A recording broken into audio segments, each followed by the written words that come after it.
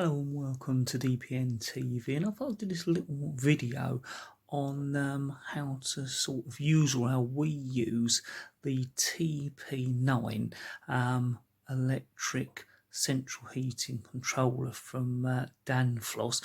I thought it might be useful because when we initially got it, we more or less left it on a default program, and actually you can alter the program about, and it's actually once you get used to it, fairly straightforward to use. Although it's one of those things that seems a little bit complicated at first. Now our programmer has a thermostat that senses the air temperature but doesn't have any dial. All the temperature settings are set in this programmer digitally, which we prefer anyway. So you can set it at, for instance, 20 degrees centigrade, and it should heat the house to roughly that sort of temperature. I'll go a bit more into that, but it's a lot more precise than trying to turn a dial and getting it lined up to around about 20 for instance. So I thought I'd just go through how we use this program, as if you've got this program, maybe you just left it on the default program. It'll show you what you can do with it, or maybe you've just moved into a house that's got this program and you're thinking about changing it because it looks a bit sort of, I suppose, could look old-fashioned. To us it seems quite modern still, but could look old-fashioned to you, or a bit complicated, and you're thinking of changing it for a sort of what I call an app-based controller, where you can control your heating from an app. And why we think that keeping one of these is far better than that, perhaps I'll go into that first. I think the reason we think it's better to keep a preheating programmer like this is because with anything app-based, eventually either the app won't work with your phone because your phone is modern, or maybe you've got an older phone and the modern app won't work with that. Now, we've had this programmer now for almost 18 years, and it's still working as good as day one and still does everything exactly the same as day one. Whereas I would imagine if you'd bought a app-based programmer, one is they'd have done updates and you may not end up liking the way it works, and the chances are you're not going to have an 18-year-old phone, so your phone that's perhaps 2-3 years old possibly won't want to work with an app that was designed 18 years ago and a programmer. So I think you're going to end up having to change the programmers quite regularly, or update apps to work with a phone, or even download patches, whereas this just works exactly as it's always worked. And really, you know, they're not cheap, so you don't want to be changing them. For a little bit of time, setting up and programming it in the little programmer, I think, is well worth doing.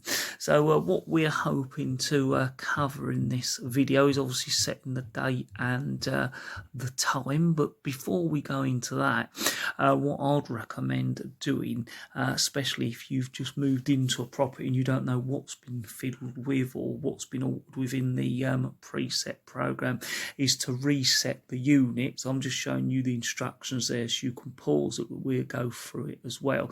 That's one of the things we want to go into. The preset program, now we think that's quite good. There's a preset program in this unit, and then what you do is alter it to suit what you would like. And basically that preset program has the heating coming on in the morning, midday and evening, and you can alter those times and alter the temperatures that it sets that heating to, and also you can set when your hot water is heated, and with that you more or less have a morning and a nighttime setting. And again, you can alter the times within those settings, or even have it only coming on in the morning and not in the evenings, or just coming on in the evenings. And setting up and editing that preset program, which we think is the easiest way to do, and what we've done over the years, is going through this procedure here, which again we'll show you, but there are the instructions. Now, I think we did find these instructions online. So yeah, there's some of the basic things we're going to go through. And as I say, it's always good to have a visual reference. I'd recommend, you know, not just using my video, but to download these instructions and be sure your heating's working fine before you go into it. But I think a visual sort of look through with you having your own instructions certainly does help. What we're going to go into is how we have then made up our own program, that we slightly tweaked this, which you'll see as time's gone on, but we've sort of edited the original preset program there into our own sort of programming there. Now the programming, as well as having those 3 time slots, also has weekend time slots as well. So if you're getting up early through the week, you want the heating coming on early, but over weekends you may want it coming on later, and this preset program lets you do that as well. Now I think you can alter things and just have it coming on 7 days a week the same, or you can edit this program and just basically so it comes on the same 7 days a week, which is what we have done. So we'll sort of go into that when we show you us using the programmer, because I think that's the easiest way to do it. But I thought I'd start the video just by looking through the instructions and basically going through what we plan to do. Now, you can't alter the temperature of your hot water cylinder. That's to do with the boiler on our system, and then the temperature sensor on the hot water tank. All you alter with this program is the times that your hot water can come in. And what we're also going to is how you can sort of, what I'd say, override the programmer to bring the hot water on as a boost out of your preset program, or how to bring the central heating on if it feels cold out of the times of your preset program. And it's quite clever, and as I say, once you understand it, straightforward to do, and this will never alter because it doesn't update, it's not linked to the internet, and you've got no app or telephone that all has to work with it, which, as I say, from our experience, long term becomes a problem. It's surprised you've got to work, the app lasts 3 or 4 years, but you'll be surprised how quick that can go by. And as I said, we've now had this 18 years, and in some ways that's gone through pretty quick, and I'm pretty sure if we'd have bought an app based one that long ago, even if you could do, it certainly wouldn't be working as it should do, and certainly wouldn't be working with your current phone either. So let's go and have a little look at the programmer now. Right, so this is the danfoss TP9, and now what we do is go through some of the stuff we discussed earlier by looking at the instructions. Hopefully you can see it okay. There's a little bit of light reflection, but I think you can more or less see the screen okay. Now this is as such in its default program mode, although we have edited that to suit us, but essentially that's how we're going to start. The best thing, as I said, and what I would recommend is even if you've had it years and you haven't touched it, or if we just pull this flap down here,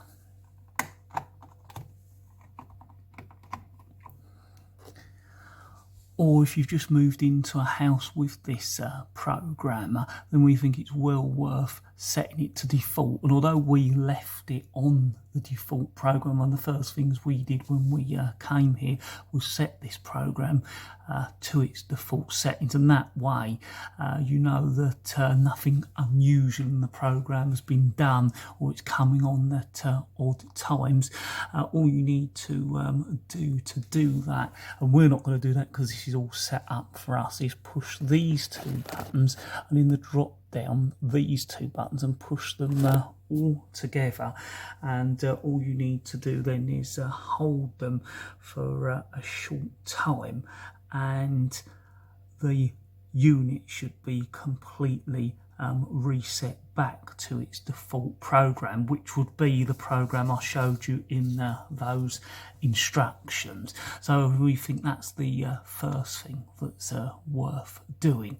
At that stage it'll be on a default time, and you'll need to set the time on it, but we'll go into setting the time in a minute, because I think it's easier to show you some of the basic settings just before we go into the main programmer, because they're on this main front. It's a job to know what to show first, but hopefully watching the video as a whole round you'll be able to put it together, even if these bits are in the wrong kind of order as such.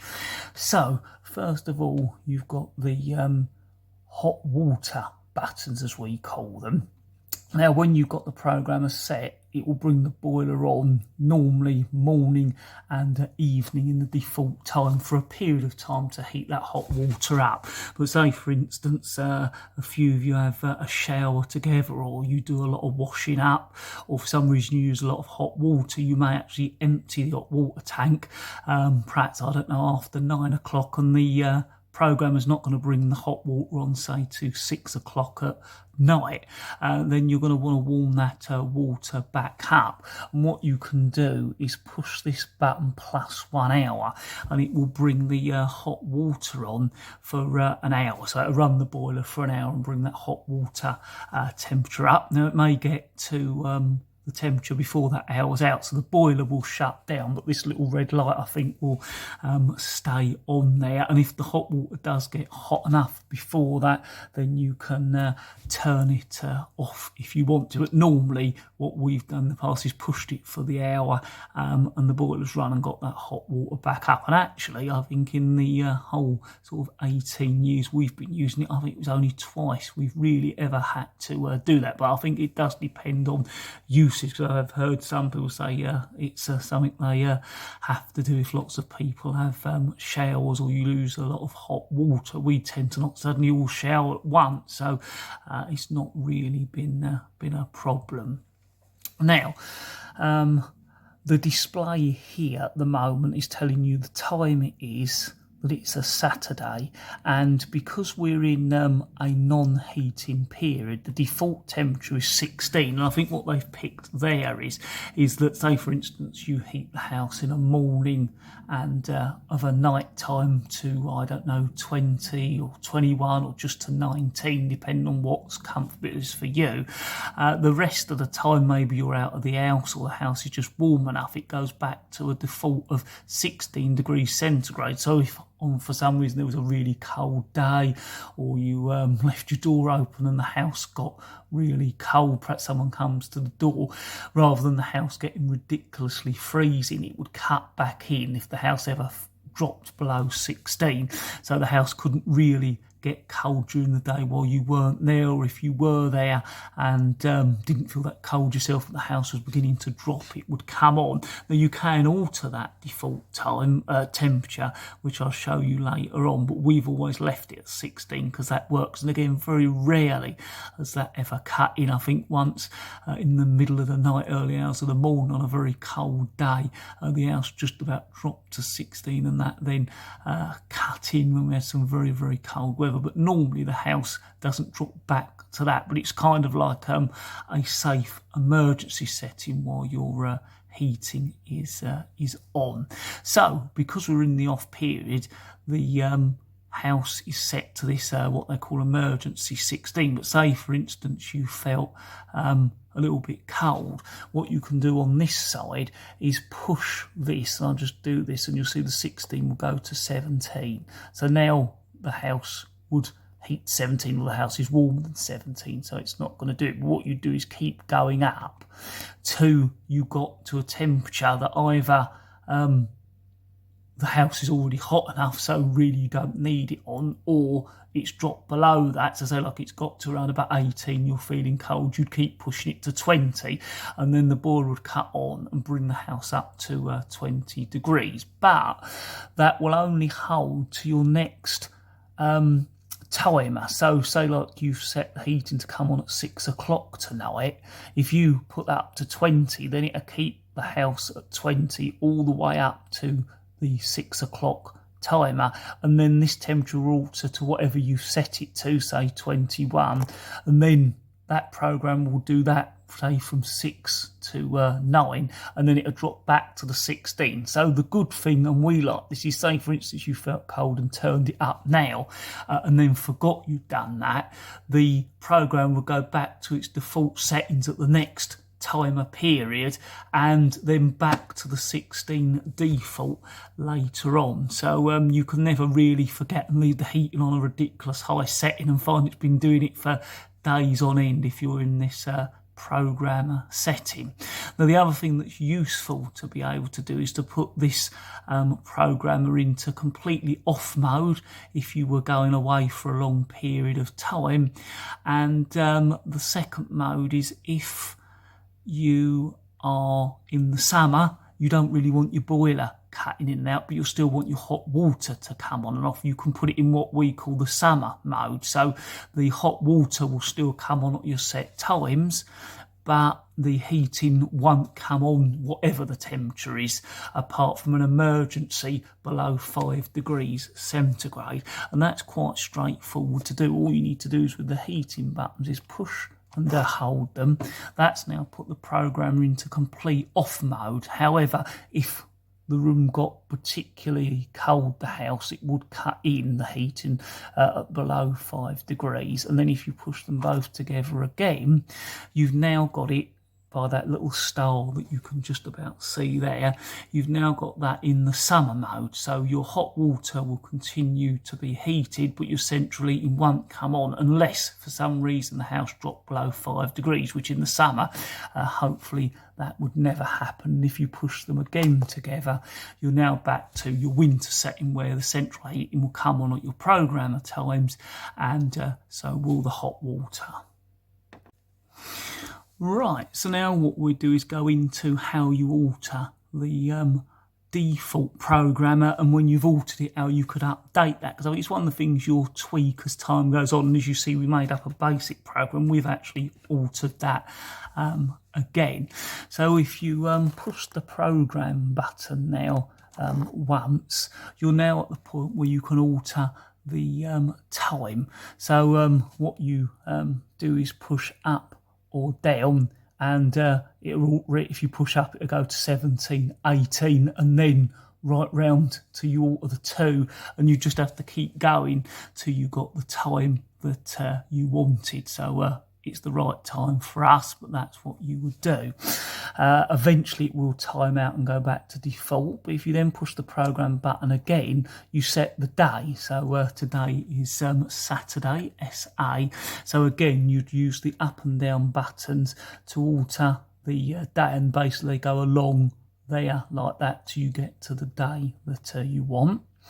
And then if you push it again, you're starting your central heating time. So you straight away go into the morning zone, and again you'll use the up and down to set the time for that setting. So we've got it to come on at 8 o'clock, and we've got it set to 19 degrees, and what you use is the heating up and down buttons to set the temperature you want the room to come to, or your house to come to, and then you use the up and down to set the time. So we want it to come on at 8 o'clock and be at 19 degrees. Now we actually found originally the default program was 21, and that was just far too hot the house gets, because I think what the program tends to do, if you set it to 21, the house will probably get to around about 22, and then it'll drop back to about 20 before it cuts in, which is far too hot. So we found if you set it to 19, the house often gets to around about 20, a drop back just to 18, and then it'll cut in. So for us that works much better. Then you push it again and you set the time that your heating will go off. So it will go off at 9:30, and it's at 16 because that's the default temperature when the programmer shuts down for your morning central heating time setting. Again, you can alter that with those, the temperature that is, and those to set the time. Now the next time is what we call the lunchtime timer. So again, that's set for 1:30, which is the default time, and the temperature we actually turned down to 16 because we don't really want it coming on midday. And again, we feel if you wanted it to come on because it got a bit cold, you can just do it manually. We found there's never normally a need here for it to come on midday. So basically the midday slot is the same as the default. 2:30 it will go off, and it'll drop back to 16, which we had it set for that midday slot. Then if you push it again, we get to your evening. So we've set that for 6:30, again using the up and down to set your time, and then the buttons this side with a little radiator symbol to set your temperature, and we have it at 19, and that goes all the way through to 9 o'clock, which again we've chosen that time of 9 o'clock for it to go off, and then it sits at 16 through the night, and that's what that is saying is like Monday, Tuesday, Wednesday, Thursday and Friday. If you push it again, you now go to your weekend times, and this is where if you've had it coming on earlier in the week and you're getting up later of a weekend, you can alter your time once again, your time with these buttons and the temperature with these buttons. Again, the time it's going to go off, and you've got setting 2 for your Saturday. So 1 is when it comes on, 2 is when it goes off for your morning times. We've then got our lunchtime setting, which again we've left at 16 degrees, so we don't have it coming on of a lunchtime of a weekends. And then we jump to the evening, so again 6:30 is where we've set it, and we've got it coming on at 19 degrees and going off at 9 o'clock. So you'll see that our weekend and weekdays are set the same. Now I think you can alter it so it is just a 7-day-a-week time, but we think it's better to leave it where you've got the 2 settings, even if you make them run exactly the same. We think that just kind of works better for us. Now we're going to go to the hot water. So all you've got there is a morning when it comes on and an evening when it comes on. So we set it to come on at 8 o'clock in the morning to line up with the central heating, and to go off at 9:30. Then if you push it again, you're at the time you want it to come on of an evening. We've got it to 6:30 at the moment, and we've got it going off at 6:30 because we find that we don't need to bring it on of an evening.